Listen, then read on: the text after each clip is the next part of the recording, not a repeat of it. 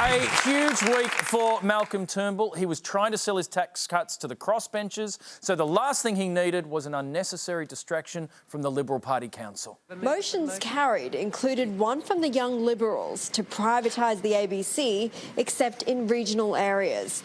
Liberal Party members have called on the Turnbull government to sell off the ABC and move Australia's embassy in Israel to Jerusalem.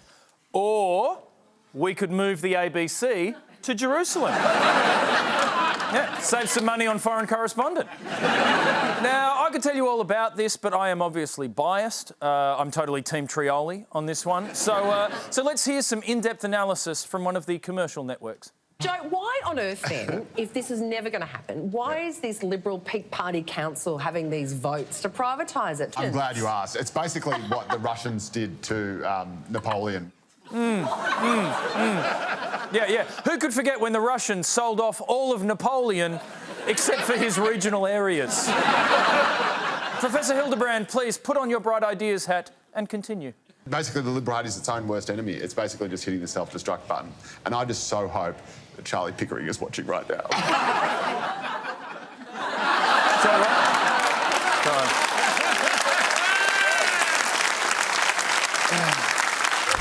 Tune out for a minute there.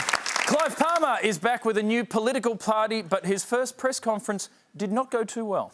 Why aren't you paying the workers in the Herbert district in Townsville the money that they're owed? Queensland wouldn't spit on you if you walked. Can I answer your question? Can I answer your question? Can I read your question? Well, you've had those companies go into liquidation. Well, there's nothing. My assets are not frozen.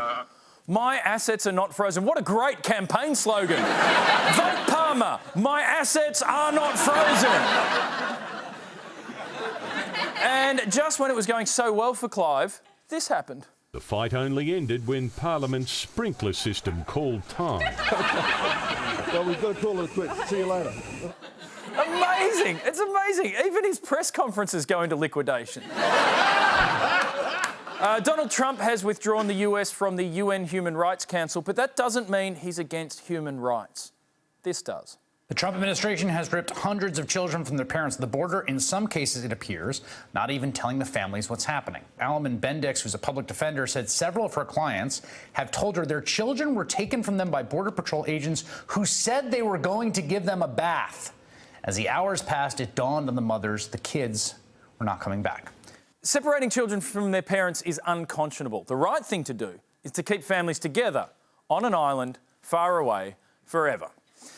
To Australian blackface scandal number 722. A group of CSU students have been widely condemned after racist photographs from a party in a Wagga pub were posted on social media. This is the photo which started it all. 5 students from Sturt University dressed in Ku Klux Klan costumes, another with face painted black.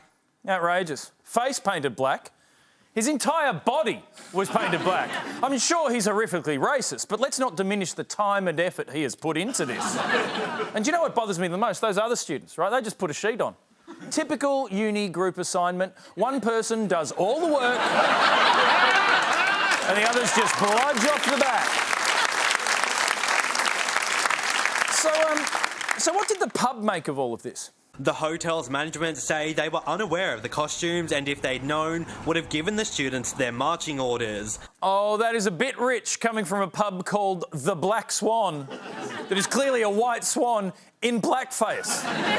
One witness said that they got into the pub through the back entrance. And, you know, I have a dream that one day people won't be forced to use a different door based purely on the colour of the paint on their skin. All right, I have a dream. Telstra announced today it would slash over 8,000 jobs, but this week soccer fans have been wondering if anyone is still working at Optus. Optus Sport is under fire this morning from furious World Cup fans fed up at its unreliable streaming service. Optus, you are in telecommunications. Telecommunications. If you can't get your satellites together, then let SBS do it. Or Nine.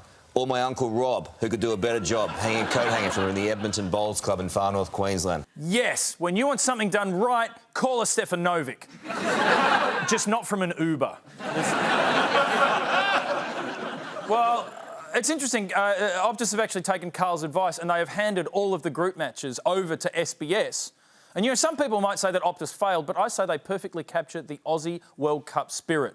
You know, plucky underdogs, rising up against the odds, showing a lot of promise, and then being bundled out after a gallant effort, while the better foreign teams go on to the finals.